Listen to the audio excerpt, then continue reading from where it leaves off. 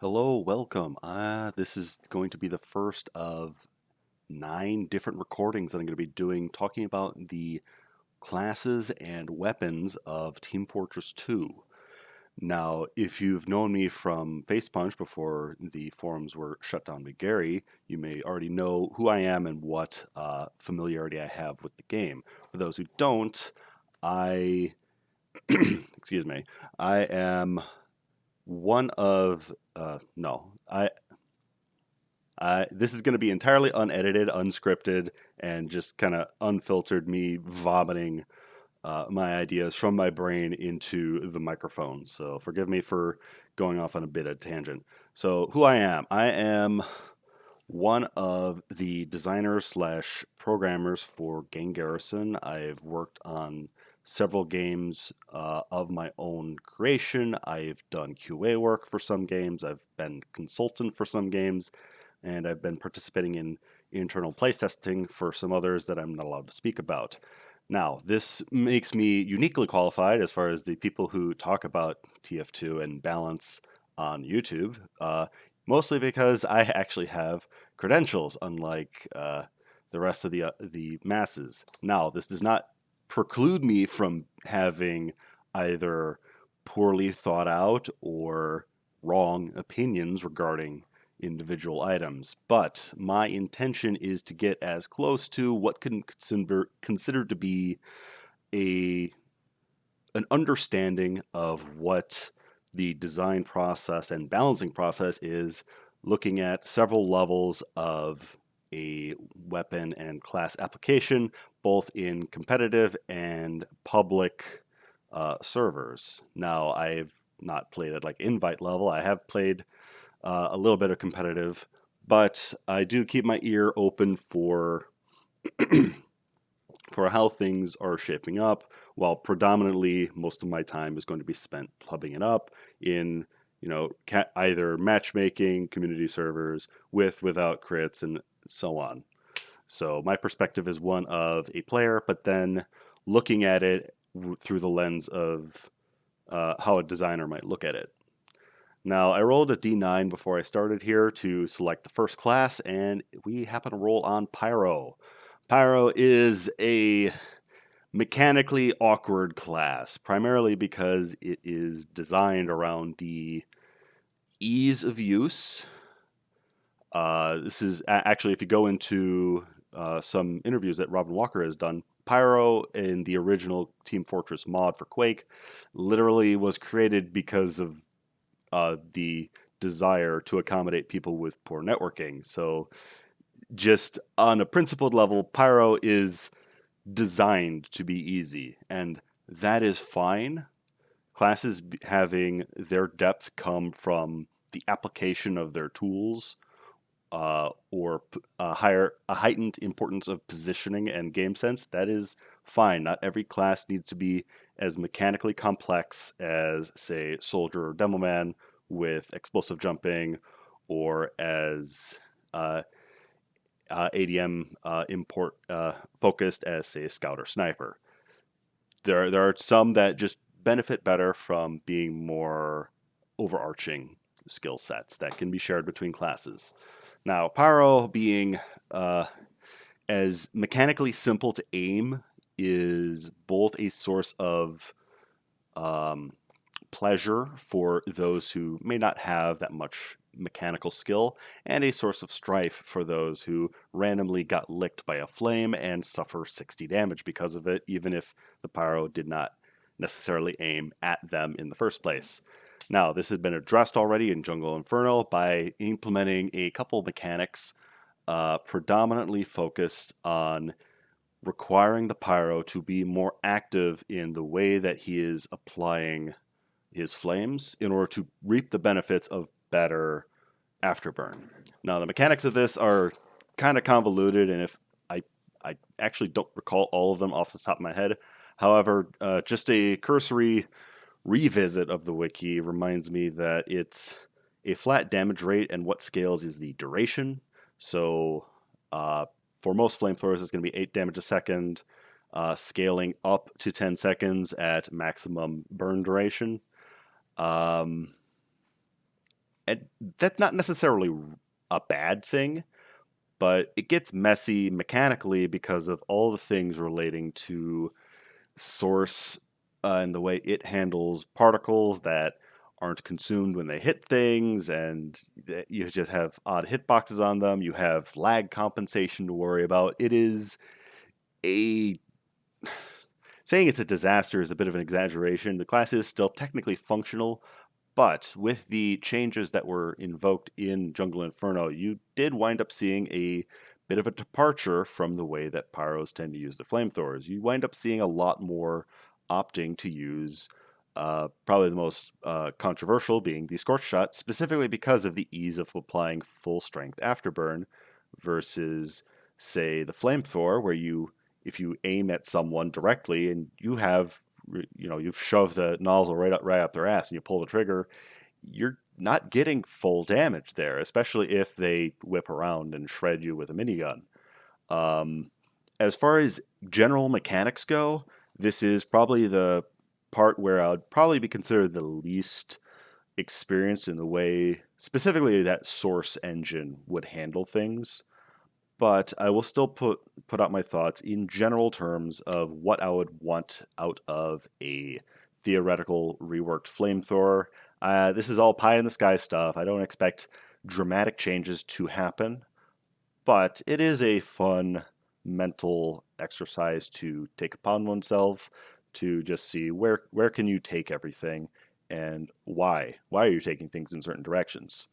So mechanically, what I would implement for a flamethrower, now this is agnostic of lag compensation and source weirdness. This is ideal circumstances and just assuming it'll work in actual networked scenarios, would be to have the flamethrower fire two particles at once that have identical properties in identical positions, with the primary difference being the size of one of them. And in effect, it would be like firing a big bullseye towards your targets.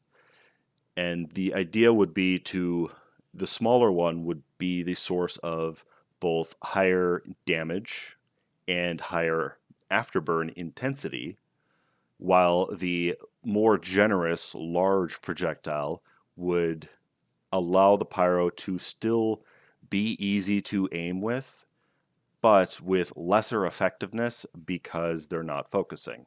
Now, there, of course, when things are moving around, you will have a mix of hitting sweet spots and not hitting sweet spots. But as far as how damage numbers I would want to work out, I would prefer if having masterful tracking would reward you with roughly, say, 200 DPS, whereas having subpar tracking, maybe you are just hitting with the edge of your flame particles on all your hits, is roughly around where the flamethrower was prior to Jungle Inferno. So a little bit less than 150 DPS, give or take the afterburn changes. Now, when it comes to burn duration and burn intensity, I would actually combine those in such a way that longer exposure to the focus stream, as I'll call it for now, would invoke maximum duration and maximum intensity, whereas hitting things with the fringes of the flames will give you minimal amounts of afterburn, and both in terms of damage and duration. Now, this would benefit Pyro in a sense of giving you more oomph for when you are getting an ambush. You would be able to light someone up for quite a lot of damage if you're aiming the flamethrower well, and then you break things off and actually perform hit and run tactics rather than just running at them and either running them over or getting run over yourself, as the class is a bit notorious for. Now, that actually covers the core mechanics of the flamethrowers on an overarching level, and that actually kind of covers my impressions over the flamethrower as a weapon. Now, I'll distinguish if I'm talking about class cores versus weapons individually, but in this case, I am generally talking about how all flamethrowers function and then how the individual items work. Flamethrower itself, I don't think it needs any other mechanical changes. It still does the things that we expect it to do. It does compression blast. It reflects into mini crits with whatever projectile you reflect. It extinguishes allies and gives yourself 20 health for it.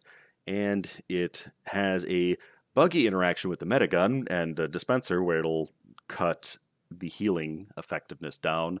I don't think that's necessarily a bad thing to have involved, but I think it's a bit of a stapled on thing because of the sheer amount of nonsense that goes on with the way that Source handles its particles. I don't think it's the biggest thing that needs to stay, but in its current state, in current day TF2, I think it's adequate.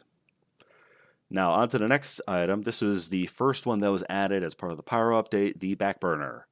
And the release day Backburner was a travesty because at the time, Air Blast did not exist, so the downside of not having a compression blast didn't matter. But it gave you 50 extra health, which a lot of very healthy pyros with medics on them found to be extremely potent. And this is when WM1 was coined as a derogatory term for the tactics of not even bothering to ambush, just straight up rolling into people. Now, I'm going to talk a little bit about some theoretical ideas that are a bit dated nowadays, especially since I don't actually remember when they gave it an air blast. So back in the day, when the Backburner was out and the compression blast, people started realizing just how good it was. And then in contrast, you have the Backburner with no such compression blast and no real way to get behind people in the way that you would be allowed to burn backs. You're just walking somewhere and then waiting for people to walk around the same way that literally every class can do, except classes like, say, Spy can get there undetected. Scouts have a lot more mobility to get even better positioning or simply get there faster.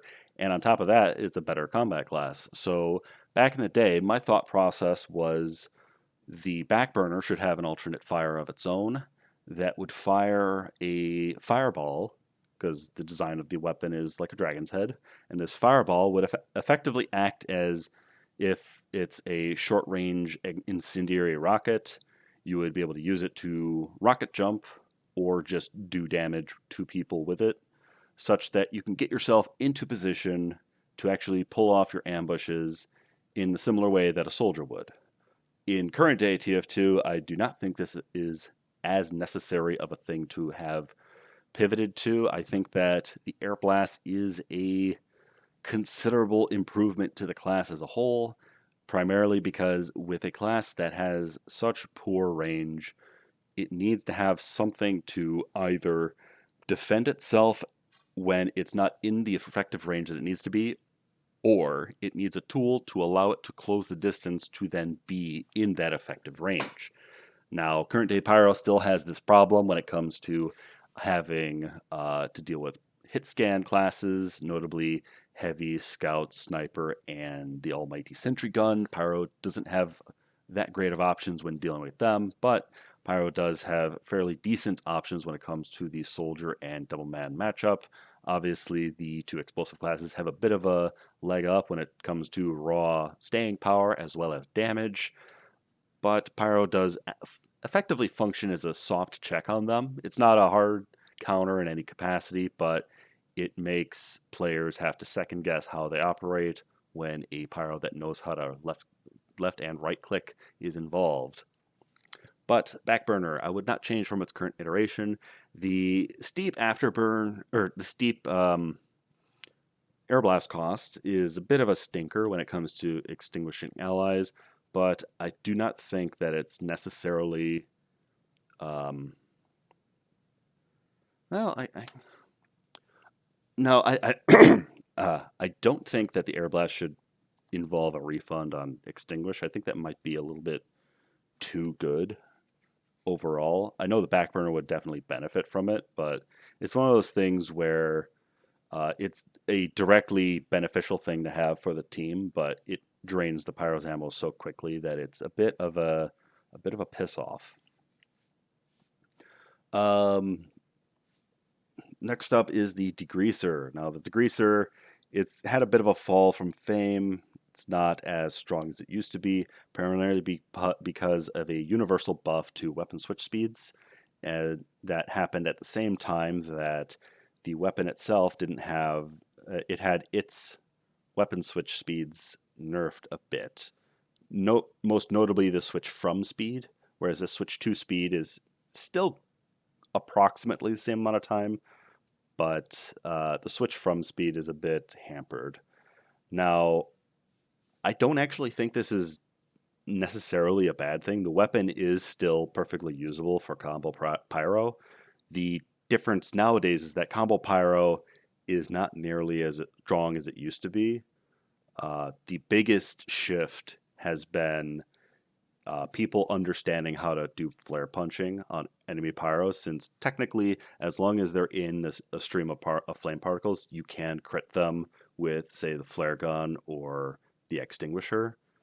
Um, I like that there's a bit of a skill indexing there that is honestly kind of entirely by accident, but I think it is in a good spot. Uh, the next one on the list is the Phlogistinator, and I'm going to come back to this in a little bit. I want to talk about, since I was talking about the combo pyro, I want to talk about the extinguisher. So, who misses the old extinguisher? I certainly do. And so, for those who maybe weren't around for it, the extinguisher did less damage to non burning targets, so it was minus 50% damage, but it would always crit when you hit someone who is burning. So, always guaranteed 195. It had been hit hard by the Nerf bat, and I think part of the reason for that is because of misattributed blame. So back in the day, the compression blast would effectively knock you in the air and rob you of all your momentum. And that was the core component of the puff and sting combo. You would light someone on fire, stun them in place, and then melee them for 195 damage. Back in the day, before the backburner had air blast, if you were able to pull off the extinguisher combo without air blast, it was a fairly difficult thing to actually do, because not only are you switching away from a streamed source of damage, you are just walking at someone with a melee weapon, hoping they don't shoot you in the face. I am an advocate for actually reverting to that version of the extinguisher instead of the mini crits that it currently does. Now, I understand that the current extinguisher, it does scale with the amount of afterburn, so the incentive is to burn them a bunch, set up a bunch of afterburn, and then smack them for mini crit damage, but it's it's just not that conductive anymore. Because the thing is, if you're burning someone for a lot and setting up a lot of afterburn, they're just dead unless they're like supremely overhealed or getting uh, rapidly healed by the quick fixes mega heal. Like at the point that you're doing enough burn damage to someone such that the afterburn will do a fairly significant amount of damage with the extinguisher mini crit, at that point you're just killing them, and the extinguisher winds up being redundant. Now, yes, it does have weird combos with, say, the gas passer or with the flare gun options, but I think that the weapon just deserves to go back to how it used to be, with potentially keeping the extinguish on hit.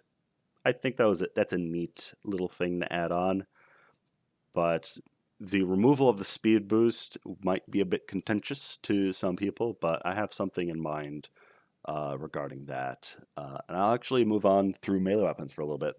So the Homewrecker was the next melee weapon added for Pyro, and it is supremely annoying to spies, and I don't think it's necessary. I don't think uh, Engineer needed someone to insta remove sappers.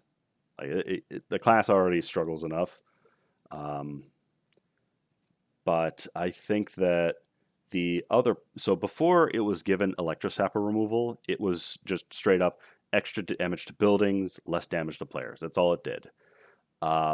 And the reason the sapper removal was added was because people had it in game and you literally couldn't do anything. Like, you're not walking up to a level 3 sentry and smacking it. Like, get real. That's not happening. The best you can get is you walk up to an engineer who's placing a mini sentry and he just kind of lets you hit it.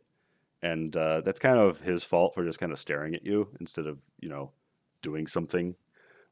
But if I were to add anything to it, I would probably reduce the amount of damage to electrosappers such that he still has to contend with hitting buildings twice to help the engineer, but also make it such that it reduces knockback while held, such that it can be used to, say, approach sentries, to, well, to approach anyone really, but predominantly it will be to approach a sentry, and you just have to work it because Pyro Ubers are not very good at breaking sentries, just on principle of needing to get really close in the first place.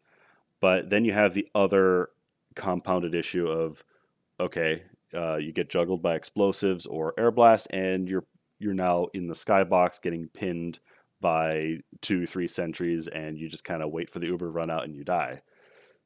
The weapon deserves to at least be good at something other than just babysitting engineers, but it needs to do so in a way that isn't oppressive to engineers. You know what I mean? So, just going through the melee weapons again. Next up in line is the Power Jack. And the Power Jack, it went through a number of changes from its original polycount incarnation. Originally, it dealt more damage and it would heal you for 50 on a kill. And I'm okay with where it currently is, but I want to bring up something regarding the Power Jack when I pivot to another weapon in a bit. The current state of effectively having both the upside and downside of the gas jockey set, which was plus 10% move speed, plus 10% bullet vulnerability. Now it's, you have extra move speed while you're holding it and you take more damage while holding it. It is effectively now functioning as if it were the set with the set bonus. And before we get too far away from anything, set bonuses from the poly count were a mistake and we're not going to revisit them. The only exception are going to be silly ones like the one from the Aliens crossover, like it was the Nostromo Napalmer, that one with the high damage to scouts that are dressed as an alien, but the aliens deal a bunch of damage to you. That's fine. That's a funny item set. Don't do anything. If anything, do more of those. More gimmicks that both players are opting into but are effectively useless to everyone else. That's fine. Back Scratcher. It is a decently fun weapon for when you're soloing and you're avoiding the medic. I think the only thing that uh I think it's perfectly fine. The extra damage is a bit irrelevant, but it's fine. It doesn't need to do anything more. The only thing that makes it a little annoying is there's no way to opt out of it if you decide, oh shit, a medic has decided to start healing me.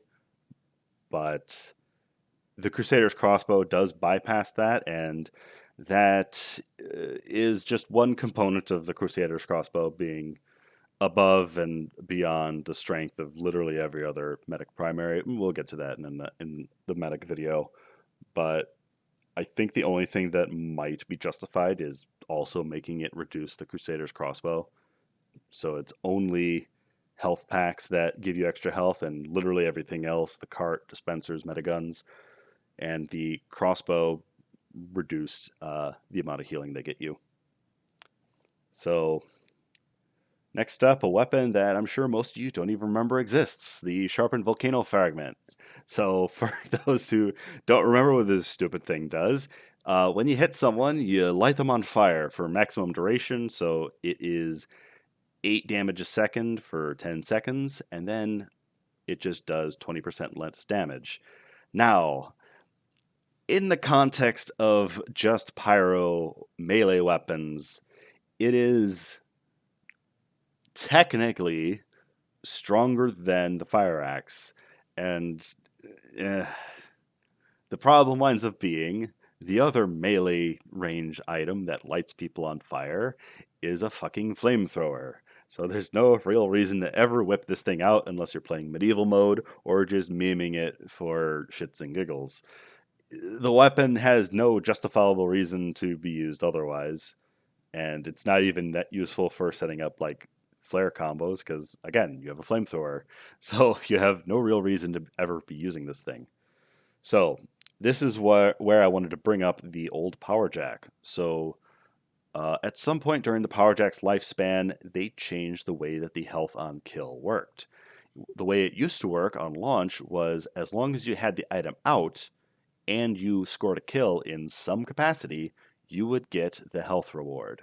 And this was an interesting mechanic, even though it was entirely intentional. It allowed you to do things like light someone on fire and let them burn. You would get health from the burn kill. Granted, the degreaser wasn't. No, wait. No, the degreaser didn't have an afterburn penalty at the time. If you were to, say, reflect a rocket, switch to the power jack, you would be able to get health if you got a kill with it. If you knock someone into the train or into a saw and you quickly switch to the power jack, you could get the health off of that. And so I want to involve something similar to that for the sharpened volcano fragment. And it's going to be in a couple parts. The first part is going to be a steeper damage penalty on hit. So not too severe, but severe enough that it will offset the intentional use because it's going to wind up effectively doing more damage at the end of the day. So what I want it to do is, while held, all afterburn damage is dealt as mini crits. Now this combos with both flamethrowers, flare guns, and of course the hit from the volcano fragment itself. And so the other thing I wanted to do is, while held, any afterburn kills heal you. I don't have a number off the top of my head, but 25 is where it currently is for the power jack, and I think that's probably a fine compromise. But this allows you to do more true hit and run tactics. You light someone up, blast them with your shotgun or whatever, duck around a corner, take out this stupid thing, and you're stuck with a melee weapon out, but whoever you just lit on fire is suffering. And if they die, you wind up getting a little bit for it.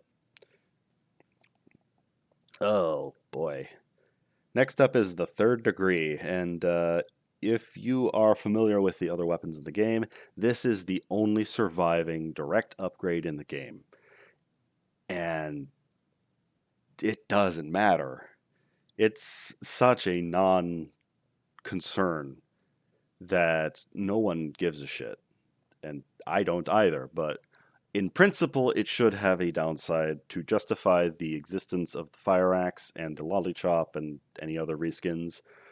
But at the same time, it needs to be something that isn't inconsequential, like the downside that was put on the Solemn Vow, the 10% swing speed penalty.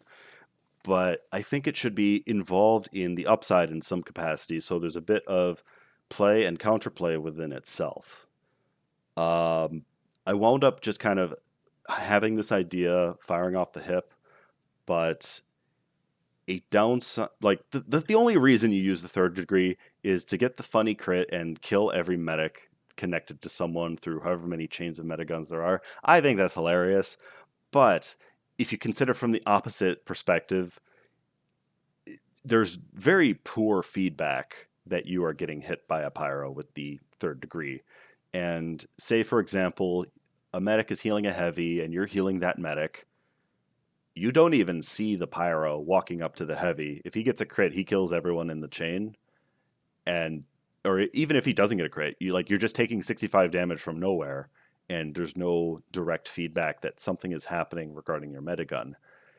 Now, I think for the purpose of both introducing a downside and for mitigating the potential confusion, a downside should directly address both of those components at once.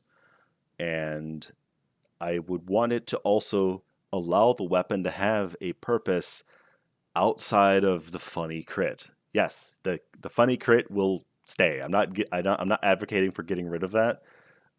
It will keep its random crits and its application in MVM, but the weapon as a whole shouldn't feel like you're dying arbitrarily. When it comes to things like sniper rifles and you suddenly die, you know it's because you walked into his sight line at some point, and now you know, oh, these 2 points in space are unobstructed. Or if you walk into a sticky trap, you have the option of maybe disarming it before you round a particular corner or listening for the sounds of sticky bombs being placed. The third degree doesn't have something similar to that.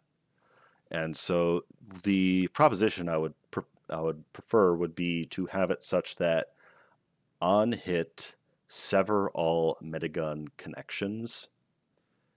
And what this would do is the first thing it would do is it would make it such that if you are through a chain of medics that don't even see the person actually being hit, suddenly all of you are disconnecting your metaguns and you're at worst you're confused.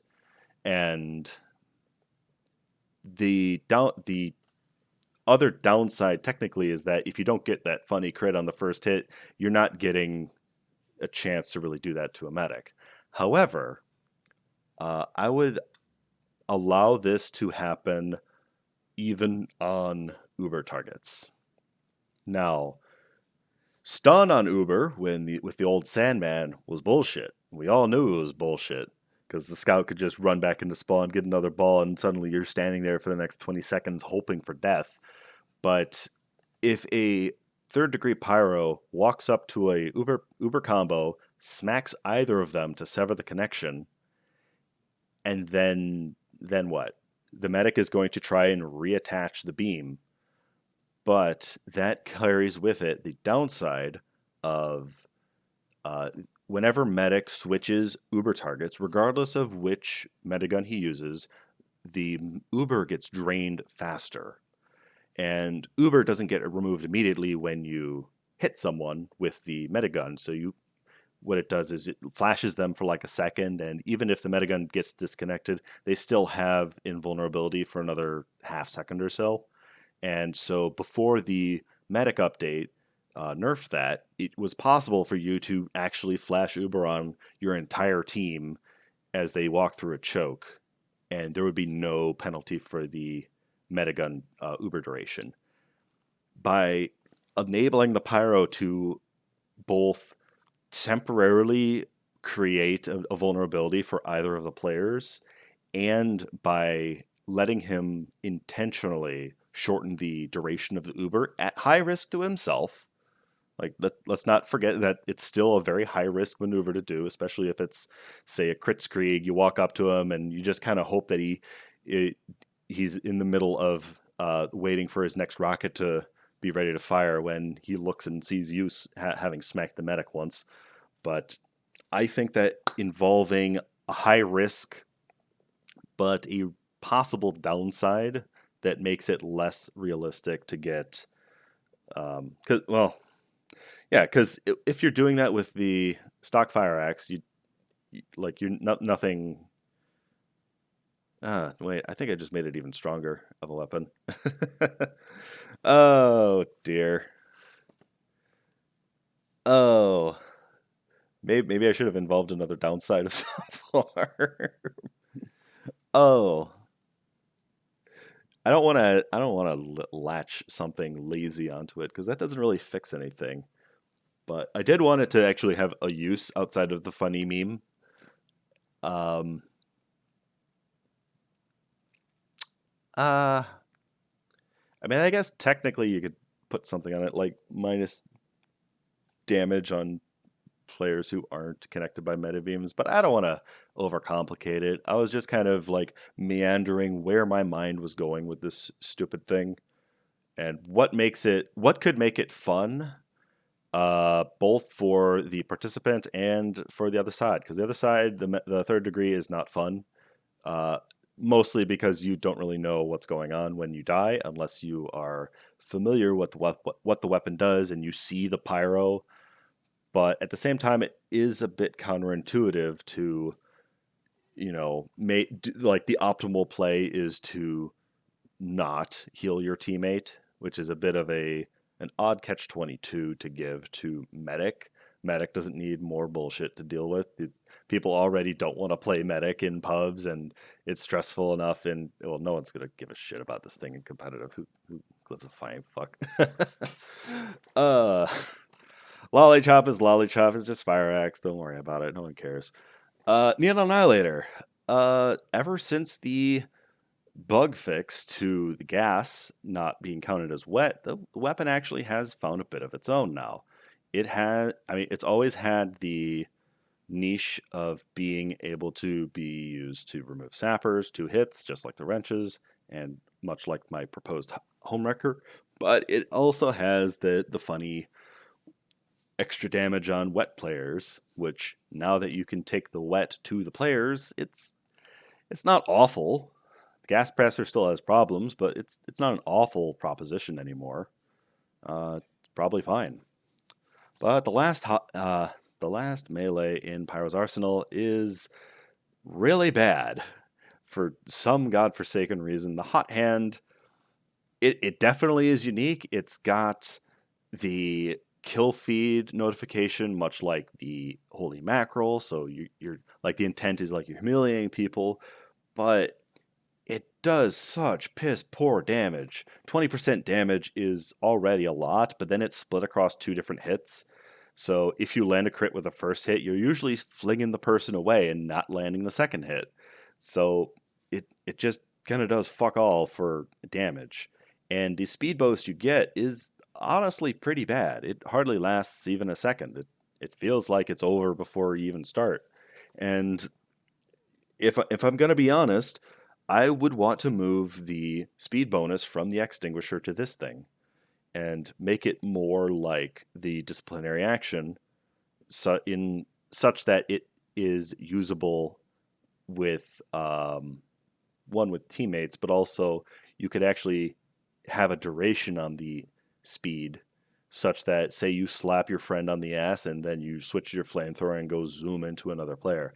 I think the thing deserves to at least be usable, in the sense of actually having combo potential, in the sense of it gives you speed and that speed lets you do other things.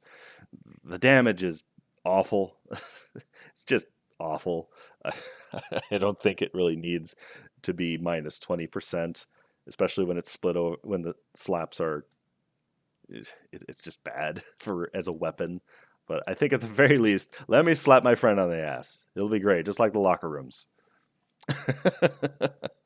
So, next up, I actually want to continue not acknowledging the Phlogistinator and just go down the secondaries.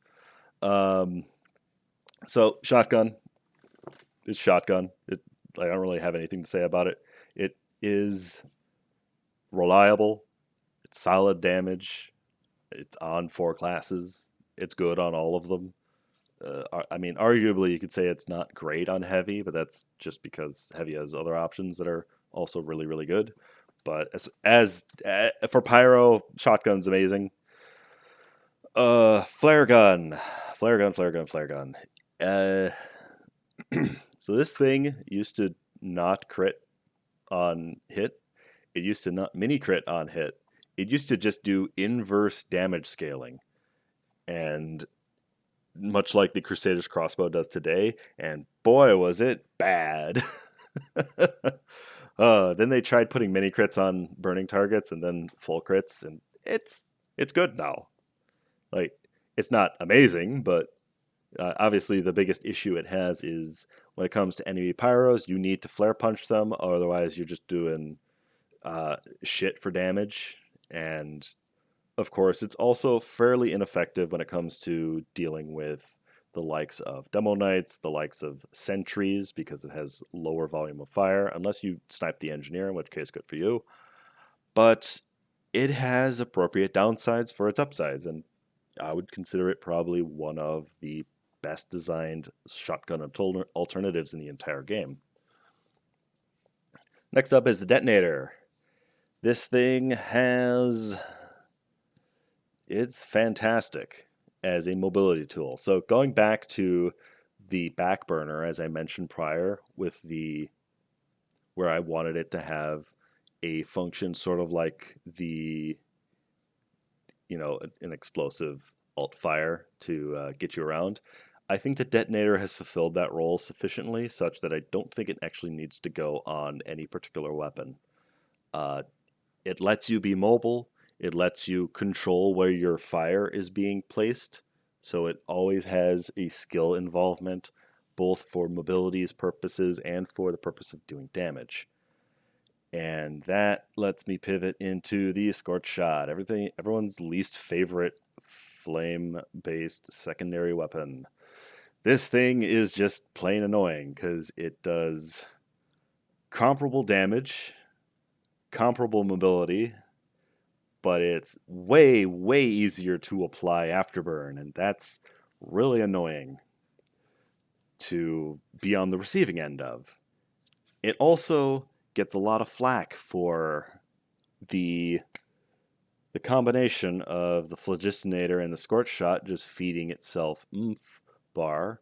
The Scorch Shot being as easy to apply with Afterburn as it is, has me think of three potential solutions in varying degrees of severity.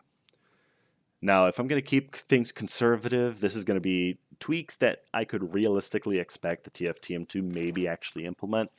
But the most intuitive change I would make to it would be to restrict all of the splash damage bonuses to direct hits.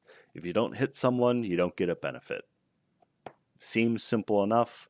I know some people are going to froth at the mouth at that, but if you miss your target, you don't deserve to really do damage. Ha ha, soldier, I know they do that too. But at the very least, I do not. This pivots into my second proposal of severely nerf the afterburn on splash damage hits, but allow it to still do splash damage with only full effect if you directly hit your target. This is a compromise of trying to make the weapon actually less frustrating to deal with, while also making it have some sort of reward for actually aiming your shots. Because it's not the flare gun. If it were the flare gun, it'd be 90 damage if he hits you. But right now it's just a mini crit. And I honestly think that as long as players are actively aiming, that should be sufficient. Because let's see, what are the damage numbers on this thing? Oh, this does more. This does 60 damage. Okay, but it is fairly annoying to be on the receiving end of it, just because Pyro decided that you don't deserve to have health kits anymore. So here's the most extreme change that I would propose to this thing is never going to happen in any capacity. But what I would do is I would move it from the secondary slot and make it a primary weapon to contend as a ranged incendiary cannon like the one from Team Fortress Classic. Now, this would also entail buffing the damn thing such that it functions more like a rocket launcher with rocket launcher type damage, but more important is rocket typer damage ramp up and damage fall off. So Pyro still has to actually get close to you to deal good damage, and if Pyro is far away, at most you get tickled a bit. This isn't happening by any stretch of the imagination. However, an interesting thing, I actually peeked on the wiki for a bit just to check on damage numbers on this, but apparently there were engine strings referring to let me check the actual name of it. It was CTF Flame Rocket, which would have effectively been the incendiary cannon as an alternate fire for the flamethrower, which, in retrospect, is fairly funny considering I had the exact same thought for the back burner. But they I can only I wish there was a citation on this part, so I could actually verify where this was found. But if this was tested out during the Pyro update, the first one, this could have been an alternate thing they were trying instead of compression blast, or it would have been a potential thing they were trying for the back burner and they just couldn't get it to work the way they wanted it to. But as I said before, I think the detonator serves that purpose fairly well without needing to be attached to any particular weapon. However, if we're going whole ham and I doing what I want of making the scorch shot an actual primary weapon, I kind of want to envision the effectively like the air juggles that you could do with a scorch shot rocket and then followed up with a flare gun crit in the stratosphere. Get fucking propane nightmares playing. It'd be wonderful. But it's not happening. We know it's not happening. So I kind of skipped over a couple in terms of release order, but next up is the reserve shooter.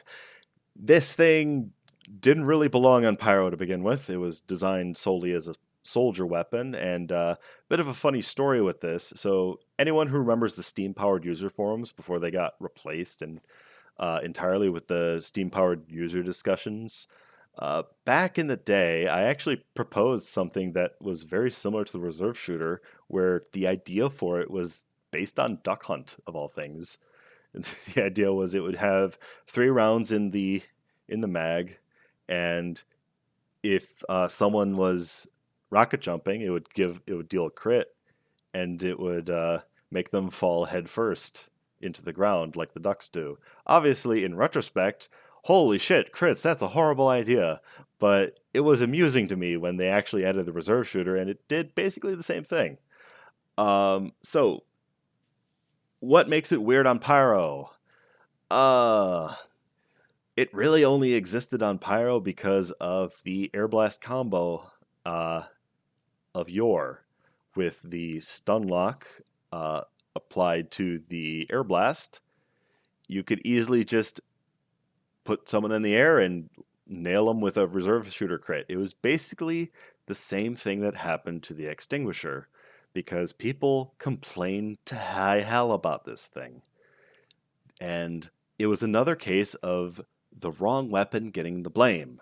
The extinguisher got gutted at one point where it needed to hit like backstabs with the extinguisher to actually get the crit, and or it was weird. It was so weird that they nerfed the extinguisher in such an extreme way when the problem was staring them in the face. The air blast of setting everything up for every combo that Pyro had, the extinguisher combo, the flare gun Pyro combos, the reserve shooter combos, all of them were based upon the ability to stun you and rob you of your movement.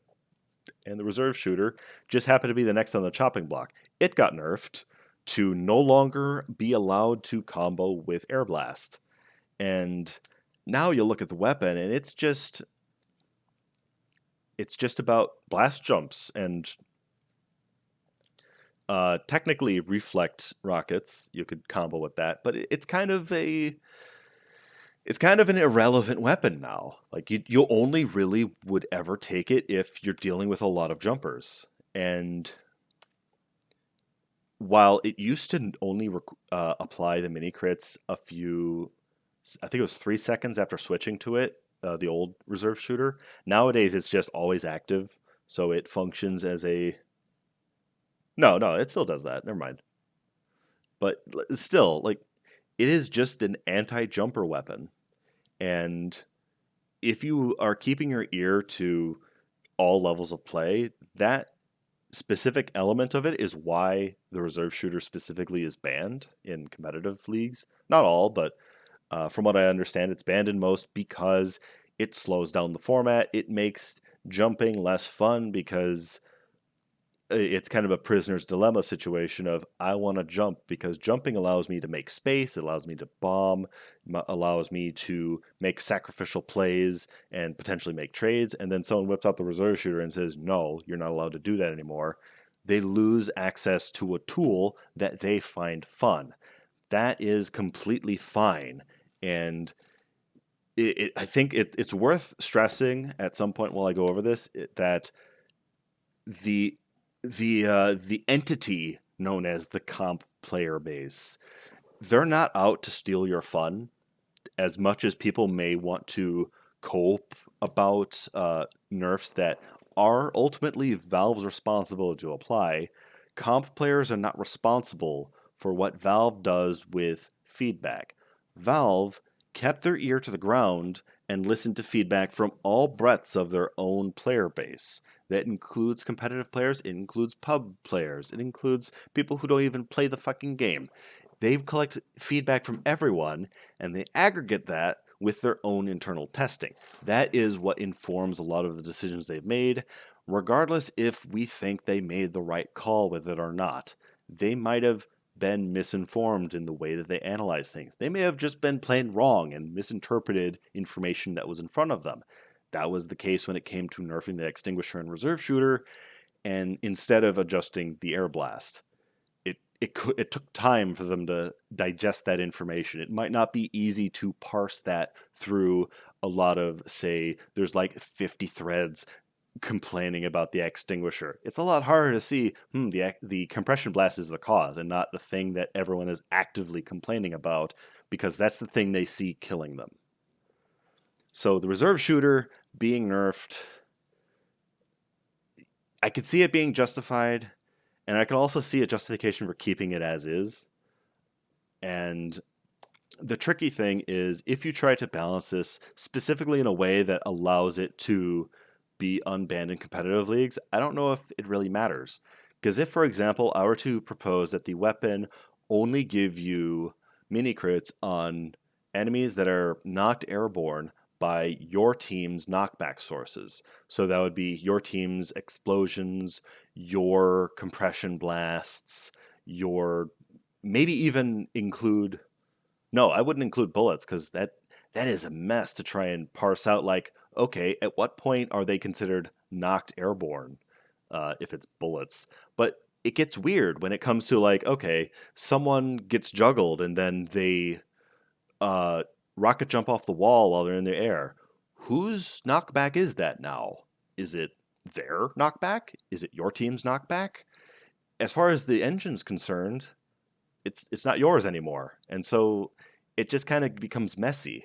I would not consider nerfing the weapon to exclusively be your team's knockback for the purpose of seeing the weapon unbanned in competitive. I think it is adequate where it is. It's not amazing, don't get me wrong, but I don't think it's worth changing to try and see in leagues. I know that unrestricted sixes is a thing, and you wind up seeing what happens when people really do have full reign of choice and aren't restricted by class limits, weapon bans, and other format changes that are specifically chosen for the sake of them having fun.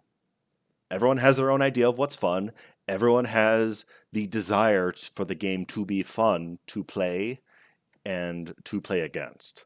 Everyone wants to have no one in their right mind actively thinks, yes, I must make the game, I want to suggest things that make the game worse for everyone. Ha ha ha. No, that's a boogeyman. Don't don't they don't exist. It's just a straw man that people use to conveniently tear people down that aren't even present. Don't even think about it. Reserve shooter probably could stay as is.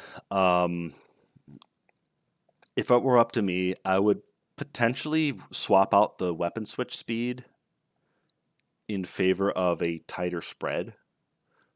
But as is, it's probably fine. You don't really need to do much to it to be usable. Now, it being on Pyro is its own weirdness, and I do not know if I think it would be justified in expanding that weirdness to also encompass heavy and engineer. It gets dodgy when you get outside of the engineer's shotguns. Those ones belong to engineer because they have mechanics that are engineer based. But the moment that you have the idea of having the shotguns be all class, it gets odd. Like, what do you do there? Like, would Pyro with the family business break anything? Not really. Like it's just a shotgun. It does shotgun things. Would the pyro with the bison be a thing? It's not really a shotgun anymore, but like it's one of those things where I don't really know.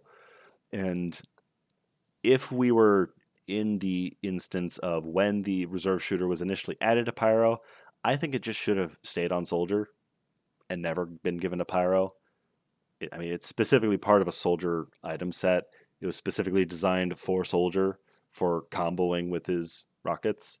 Pyro only has it because people asked for it. And well, they asked for it and they got it nerfed because of what they asked for, but it's kind of too late to take it away from Pyro at this point. It's probably best to just keep it. And speaking of shotguns, we got the panic attack. This thing is weird. The previous version, where it was the beggar's bashoot gun, was weird because you really weren't using it unless you were memeing around with it. Like, let's be honest. If you switch to your secondary weapon, you're intending to pull the trigger because you're comboing it with your primary weapon in some capacity. That would be, say, the soldier. You hit someone with a rocket, you follow up with a shotgun blast. Pyro, someone gets out of range, time to blast them. Heavy, oh, heavy's not really doing weapon switching unless you're doing KGB stuff, or I guess the GRU as well, before it got nerfed. But I think it was the same update that nerfed it. Engineer makes a bit more sense because you would just load up 4 shells and then the moment someone appears in front of you, you just unload all of it. But the weapon was weird to read because other players can't see your health bar, so they didn't know like how fast your firing rate was, like since it scaled off how much health you had, it was just really odd to get used to. Because like even you aren't looking at your own health bar like exactly, so like the fact that it just blasted at whatever rate it wanted based on your health bar, it made the weapon feel inconsistent to use from even just like within the same fight. Like you don't know how quickly you're blasting. And it was a really hard thing to read. The current version of the panic attack is just honestly, it's kind of boring. Gonna be honest. It's basically the degreaser, but as a shotgun. You switch to it quickly, and you shoot.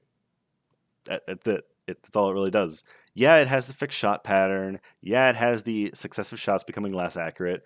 But like that just encourages switching to and from it over and over, so you can reset the accuracy. It's it's not offensively bad. I just think it's kind of boring in terms of the way that you actually wind up using it. It does shotgun things. That's it. It does them faster.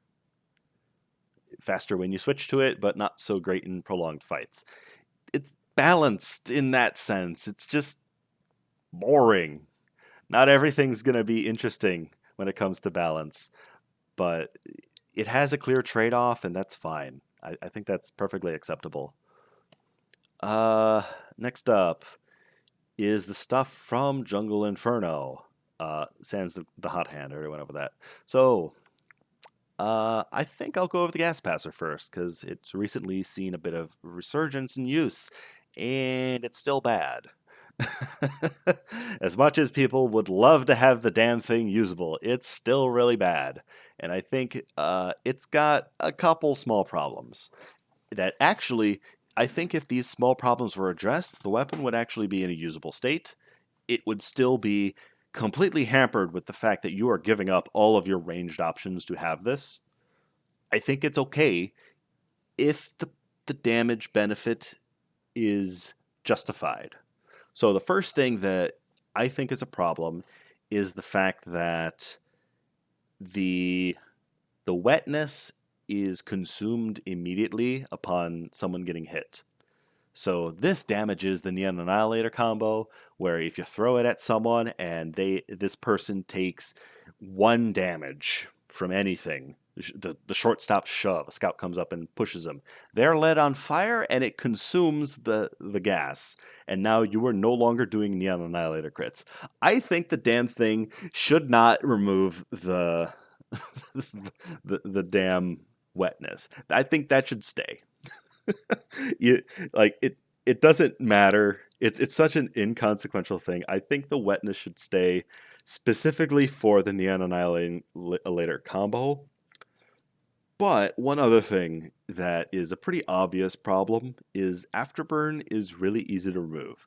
There are so many sources of afterburn removal. There's Girardi, there's Mad Milk, there's medics, there's dispensers, there's health packs, there's the Demo Knight charge, there's other pyros with the compression blast. The fucking thermal thruster can extinguish people. I learned that recently. Why?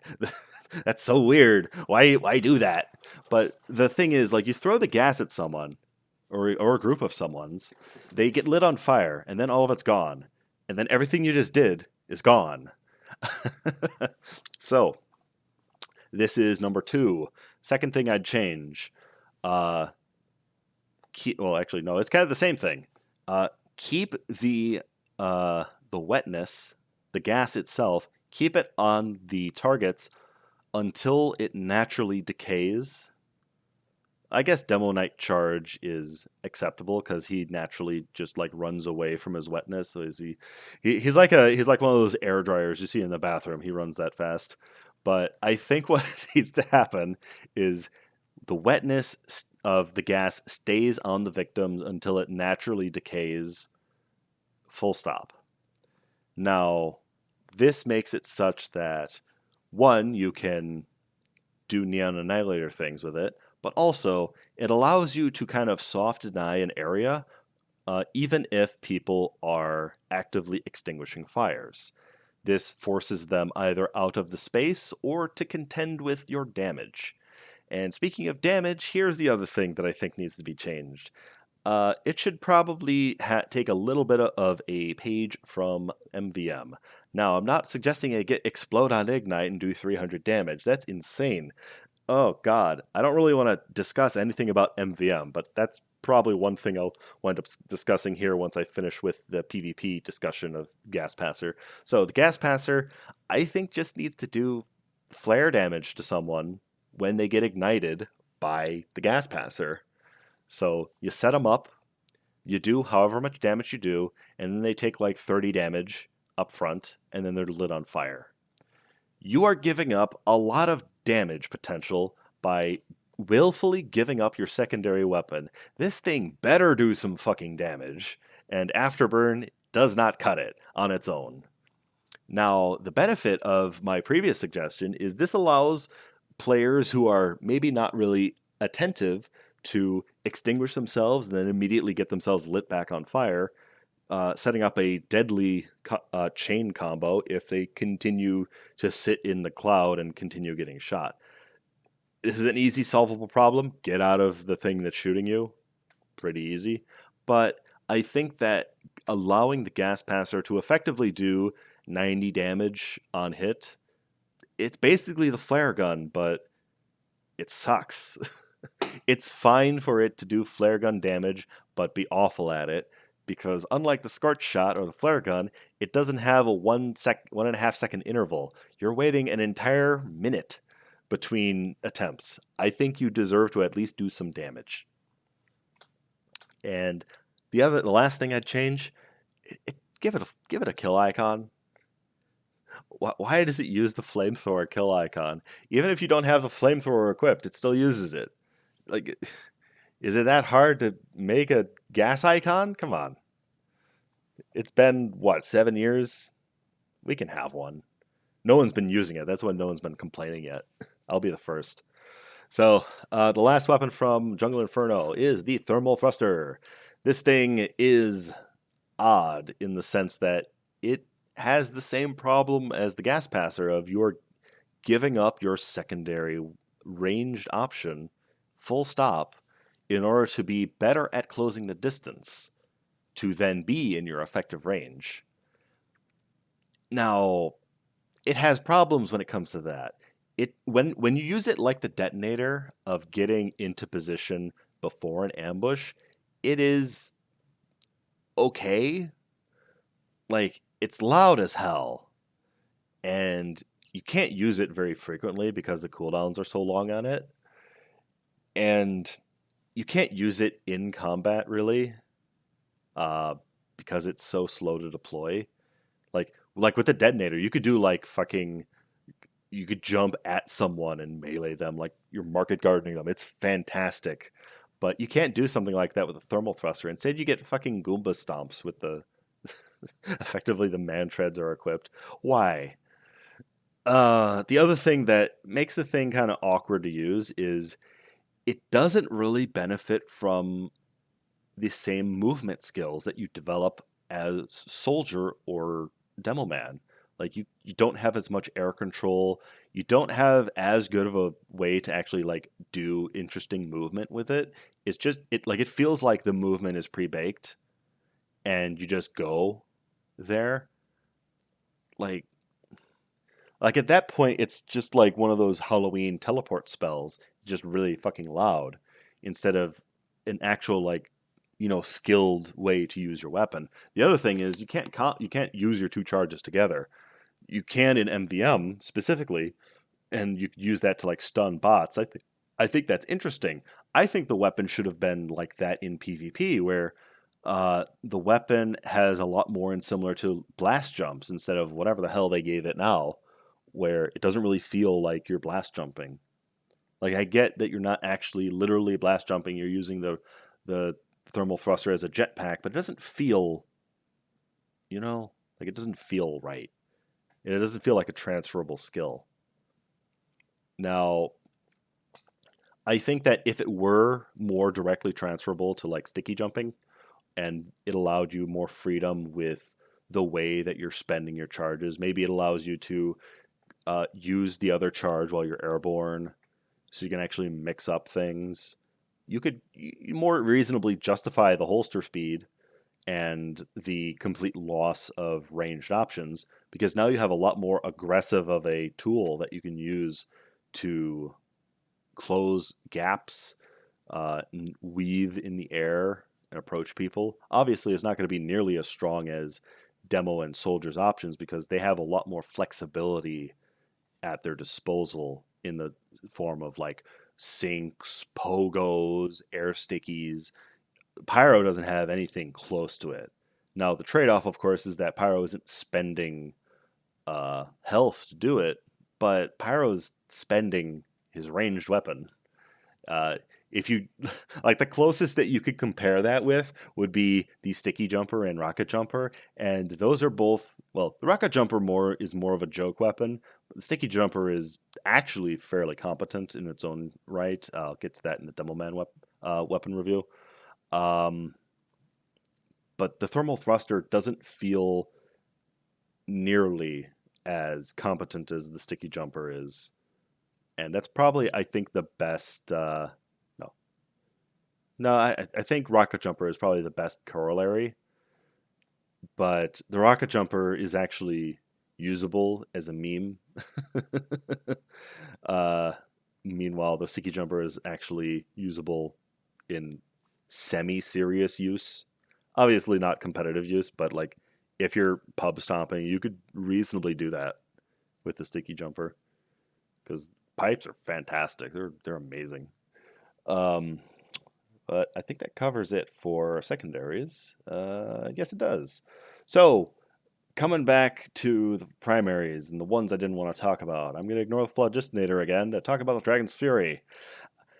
This thing's wonderful. It's just a little. The only thing that I would really change is that the extra damage on burning targets is a little finicky with the like you have to really center it to make the hit work, and it just feels finicky. This is not so much a balance thing, just more of a mechanics in the way that they implemented it thing.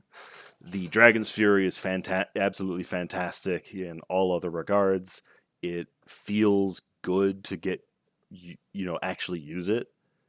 Like hell, it's surprisingly good against enemy pyros, which you wouldn't really expect as a pyro until they know how to air blast, in which case it's kind of dangerous to use against enemy pyros because you can get reflected and actually take like the full brunt of the damage. But it's a wonderful weapon. I love the damn thing. We just need a fucking like this is gonna be a recurring thing.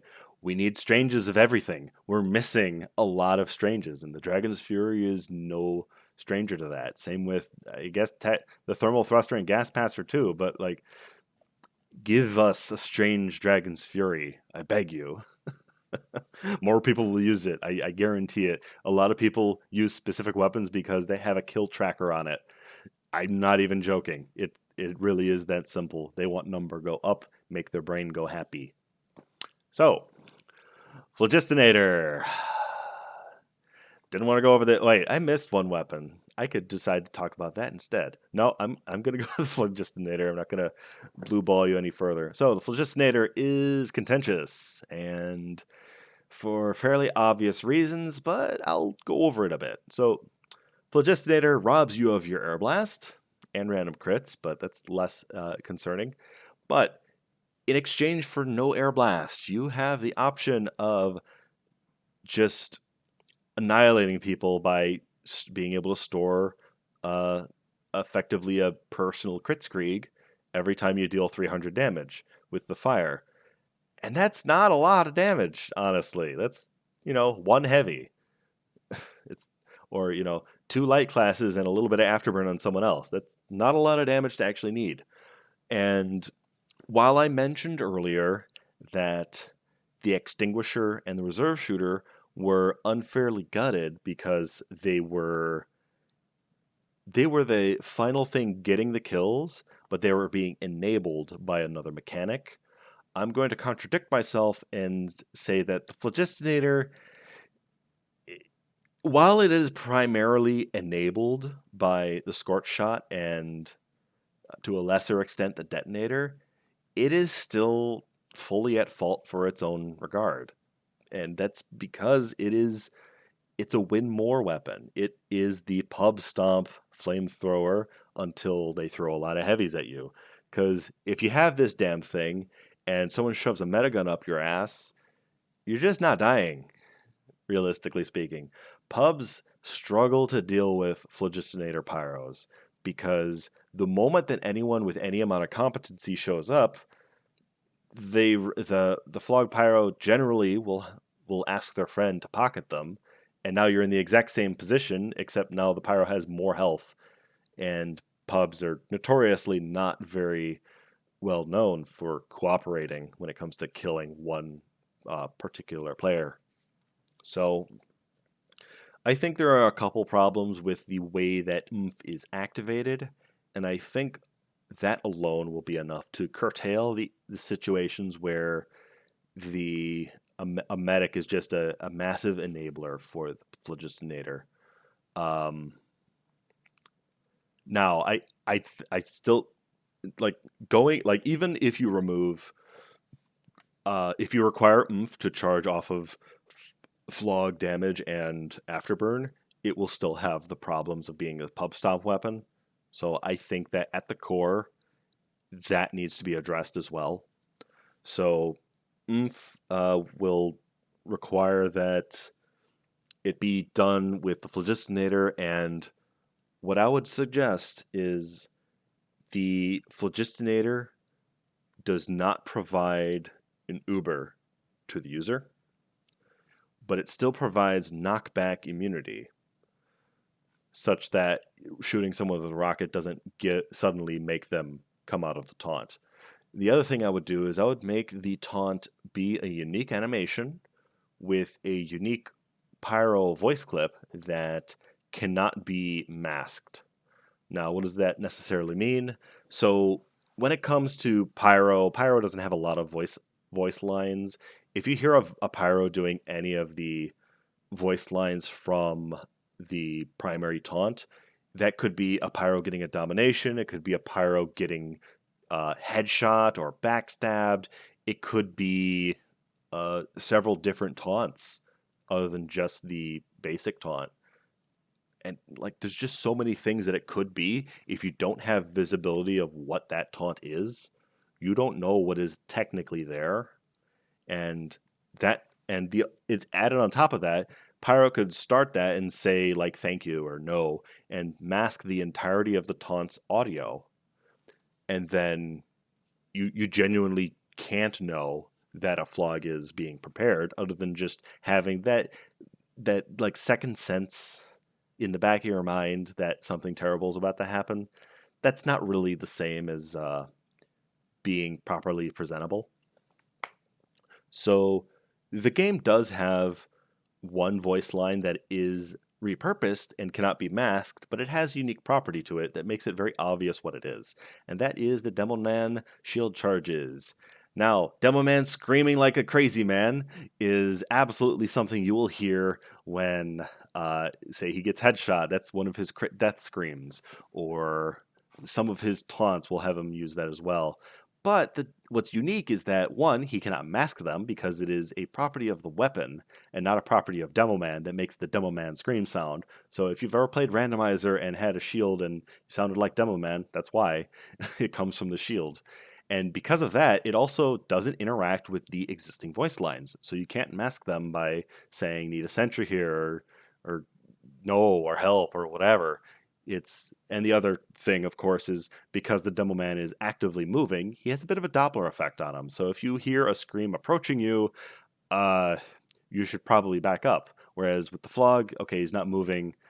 Uh, I would at the very least make it distinct audio and maybe a distinct visual so that people looking at it but not really understanding it for the first time. Obviously, once they experience it for the first time, they'll understand visibly what it refers to. But I think that Pyro having unique voice lines and unique animation with no Uber will make the Phlogistinator more tolerable at a more smooth of a curve. Like instead of being the pub stomp weapon and then the shit awful weapon that no one uses when you get to any amount of competence, it'll be a more smooth curve. Now, the weapon is, of course, going to have problems when it comes to anyone above a certain amount of skill level, and it's not an easy thing to really like index there. Um, Now, this may sound a bit controversial, but I think what might be justified is the re-inclusion of a not air blast, but like a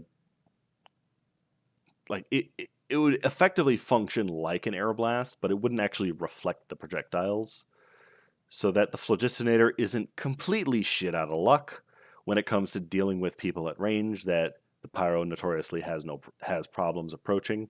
So that'll be rockets, stickies, grenades, arrows, and all whatever sorts of projectiles that Pyro struggles with.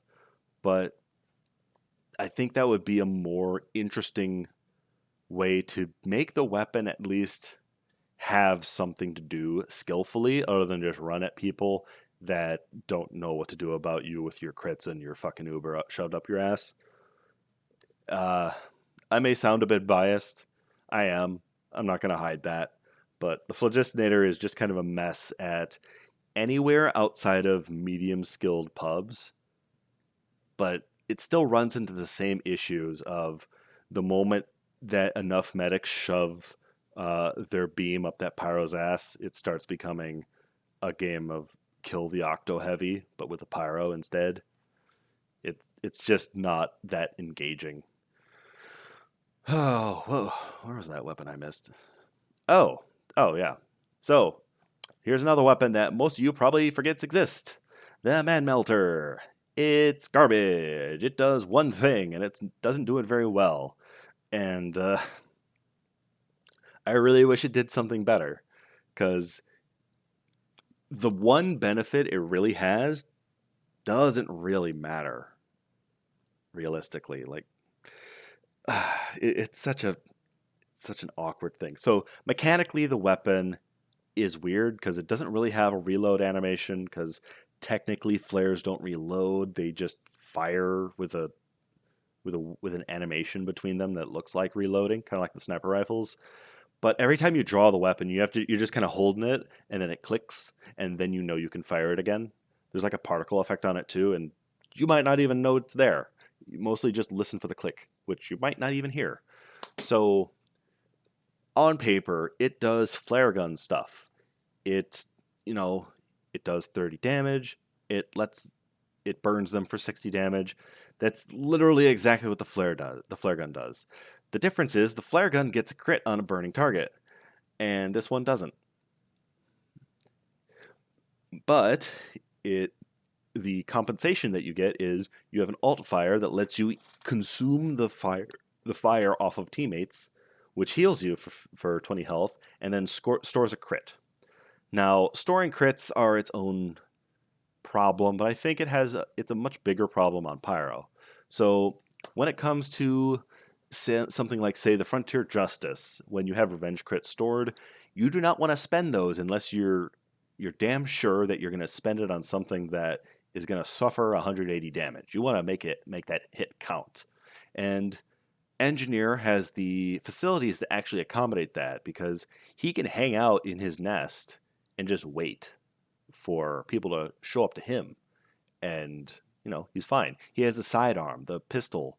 I know the Wrangler exists and most people use it, but don't forget the pistol is a thing, and it's a fairly good combo with both the Frontier Justice and Windowmaker, specifically for preserving ammo and avoiding having to spend your revenge crits. But the difference is for Pyro doesn't really have that option. Yeah, you can technically hang out in the engineer's base and just wait for people to show up, but at that point you're just hitting people for 90. It's not that much comparatively. I mean, yes, they are easier to earn, but they aren't doing as much burst damage, and you can get the exact same amount of burst damage by just lighting them on fire normally, like you would with the flare gun. So the justification for hanging out in an engineer's base doesn't really make sense. So if you are instead roaming, you're a pyro roaming, and you have a ranged option, your ranged weapon, that you conspicuously don't want to fire because you want to save that well-earned crit for someone that's going to actually suffer from it. But if you're on your own, you're also you're not near your teammates and around people that you can extinguish to then reap the rewards from. So it seems like, okay, you want to hang out with your team and bully enemy pyros, but well, you can do that with the degreaser and the flare gun and flare punch them. So you have all this stuff compounded, and the answer is just use the flare gun. Like, that's not a great weapon the the if the conclusion you come to is don't use it. Now, I know it has a niche in the sense of being able to extinguish teammates when you are running either the backburner or the phlogistonator and you just want to help your team, but I don't think that justifies its existence as an actual weapon. It exists like if you're a backburner pyro and you're hanging out with your team, there's usually an ammo source nearby, so spending 50 ammo every now and then isn't a huge deal. With a flog, you're kind of a scumlord anyway, so yeah. With my proposal, that'll at least allow you to eat the fire off people instead of properly reflecting anything. But I think the Man Melter deserves to be more like a laser, because this thing was part of the Groordbort family of weapons. The first set was the Cowmangler Righteous Bison, and then later on the Phlogistonators, Man Melter, third degree were added alongside the Eureka effect and Thompson. I'll get to those other ones when I get to the engineer video, but Pyro doesn't really have I was kind of hoping that the Phlogistonator would function like the plasma gun from Doom. I think that would have been more interesting, but it's a little late for that. But the Man Melter, at least, it needs to be a laser. Give me it's bad enough that it's a bad weapon, but it's not even a proper laser. At least the Bison is a laser, as sad as of its current existence as it is. The Man Melter at least deserves to be laser. And so at one point, I had the idea of buffing the Man Melter by making it such that the stored crits become hit scan instead of 50%. So one thing I forgot to mention, it also has 50% projectile speed, which may sound like a good thing, but just like with the direct hit, it will fuck with your muscle memory because it introduces a speed that is not transferable to your other weapons. So skill with the flare gun does not translate to skill with the Mad Melter. Skill with the direct hit does not scale to skill with, say, the Liberty Launcher. Different speeds will fuck with your ability to actually land your hits. And Mad Melter is no stranger to that. And so at the time, yeah, suggesting that the Man Melter deal hit scan is like, okay, plus infinite speed and no drop off. But the further I explored that idea, I realized how much of a mistake that would be, because it would mean that you would have pyros holding it'd be like pyros holding the door to dust. Can you imagine that? Like either of you peek the door, you take 90 damage plus afterburn. That is fucking dumb. It doesn't deserve to be a thing. It needs to stay a projectile. So I think the ultimate design that I would go with for the Man Melter is keep the ability to store crits off of extinguishing teammates. I think that part is fine. But I think the weapon deserves to be a proper laser beam. And as much as I'd like it to be the Bison, because the Bison was fun as hell before it got nerfed, I think that the three laser weapons, the Bison, Thompson, and Man Melter, being proper laser weapons that feel distinct from each other is enough of a justification for them being different models, having different damage stats and whatnot. And, I mean, they're on different classes, of course, they have to function differently, even if a little bit. But I want it to be more justified than just, oh, they like I know I like even when the Thompson was added, I wanted it to be the Bison just for the engineer under a different skin, but I can see the justification for wanting it to be special, its own unique thing, and the Man Melter is not that right now. So, first up, it is no longer a flare. It is a laser. It still has the movement speed bonus, so it travels at its current speed, but because it's a laser, it no longer has drop off, and it also does not ignite anymore. And that may sound like a really bad thing, but let me continue. The first thing I would change to it is double its current damage. So it is doing 60 damage base. And I'm actually not sure how exactly I would pivot from here, but I think that it doing 60 damage at any range is probably a bit extreme when it comes to especially long ranges. But then again, the current Man Melter is doing 30 plus 60, so you have to consider like, okay, where are you willing to die on this hill for, comparing the current existing version of the weapon. But I think that having it do 60 damage with no fall off makes it effectively work like a slug shotgun, where you have, instead of a spread of shots, you have a majority of your damage dealt in a single point mass, which is what the laser projectile would do. And then instead of full crits for the stored for extinguishing, it would be stored mini crits. Now, this may sound bad, but this would be a combination of the increased base damage plus the option plus additional damage plus afterburn. So the thing will still melt men. It still needs to have a fire component to it. So that much is not going away. I don't want to remove that, but it would be less of a flare gun, more of a weird shotgun that's a laser. And then when you store crits, you can the damage from a mini crit of 60 damage is just shy of 90. So in effect, you are still getting roughly the same amount of damage plus afterburn when it comes to the way the weapon currently works versus my proposition.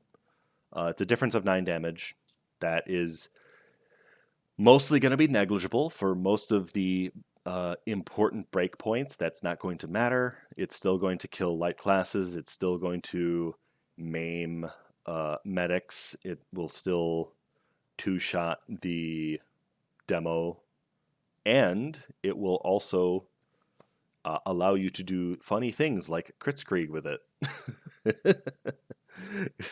At that point, you're doing true 180 damage, so that's even better. Not that I would recommend you do that with the man melter, but still, it would be a more usable weapon, and I would prefer it to be usable instead of forgettable. You know. Uh, I think that's it as far as pyro weapons. Let me double check. Uh, let's see, shotguns. Oh, yeah, there's one other that I could technically talk about, but it would be more realistic to talk about in the multi-class section.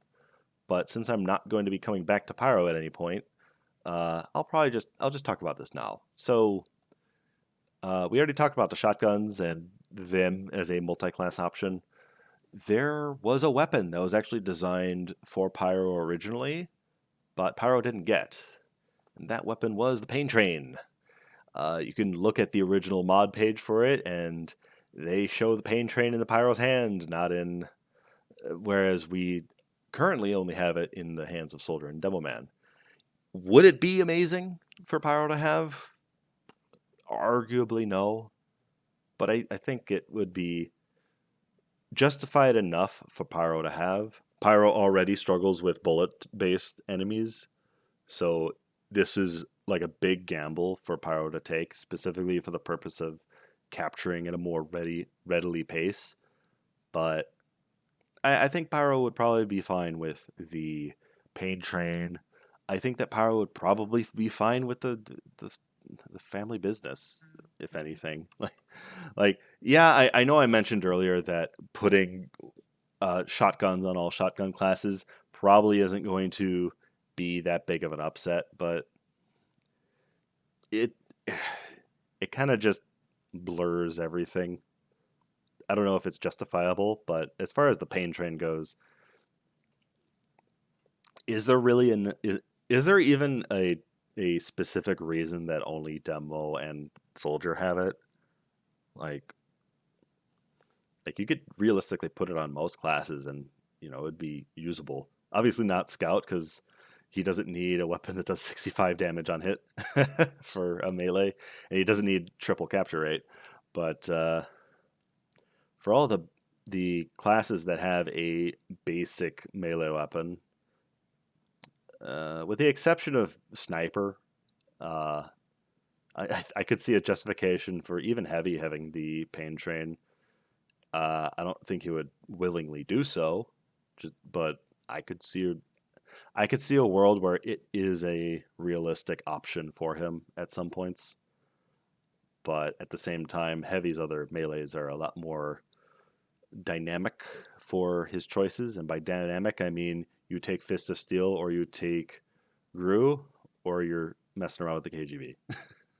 Not very many options there, but I don't think the Pain Train would really see that much use in comparison with the best in slots that he has. But for Pyro, there's a lot more switching things up when it comes to your melee options. Like, yeah, the stock fire axe is bad. It does stock things. Like, it doesn't need to be phenomenal, but it does what it needs to, as well as all the reskins, the pan, the objector, bat out of hell, and whatnot. And then you have, with my refactored, the Extinguisher slash Postal Pummeler become best in slot for burst damage. Homewrecker, Maul are support tools that allow you to more effectively break enemy sentries. Power Jack is all around just better mobility. In Back Scratcher is better independence from medics and dispensers. Volcano Fragment is more traditional hit and run tactics with a little bit of survivability thrown on there. Third Degree is still a meme. I didn't really change that aspect of it. It's still a silly little guy. Neon Annihilator has it's basically the Extinguisher but weird. Not as good, but it has support utility on it. And then Hot Hand is slap your friend on the ass, grab a whole bunch of cheek, and then skedaddle. uh, Maybe I could throw the Extinguisher kill on or speed on kill as well, but I think that speed on hit is sufficient as long as the speed is actually lasting long enough to actually justify its existence. And maybe some silly thing like uh, making the backhand portion of the slap do extra damage or something. I don't know. It's such a weird weapon, melee weapons that automatically like there are. I'd say the knives are weird in the sense that they have no cast time. They used to, and it was really awkward because you would swing the knife and then wait for the stab to happen. So them being instant is fine. Then you have the swords and all their spaghetti that goes on with the way that the shields work. You could refer to Solar Light for all of that nonsense. Then there's the extra range on the disciplinary action that makes you able to hit people from behind you. That makes no sense. And then there's the hot hand just being hot garbage. As a weapon, it's bad. It as a meme, it should be good, but it's not good at in meming right now. And I think that just about does it. How long have I been talking for? About 90 minutes. Okay. I'm glad I'm not doing this for all classes in one take. My God, I'd be here all day. And I'd run out of things to say before I have to get like a piss break or give myself a drink of water so I'm not parched. Anyway, I'll upload this at some point, and there's no editing or anything. I'm just going to put up a static image and post it. You guys enjoy. Tear me apart in the comments or don't. Just remember that everyone's entitled to opinions, wrong or otherwise. Uh, be nice to each other with that regard. And I don't. Uh, no, no, no bashing of straw men. Okay, that's the other thing. Pub players can be pub players, comp players can be comp players. Everyone wants to have fun.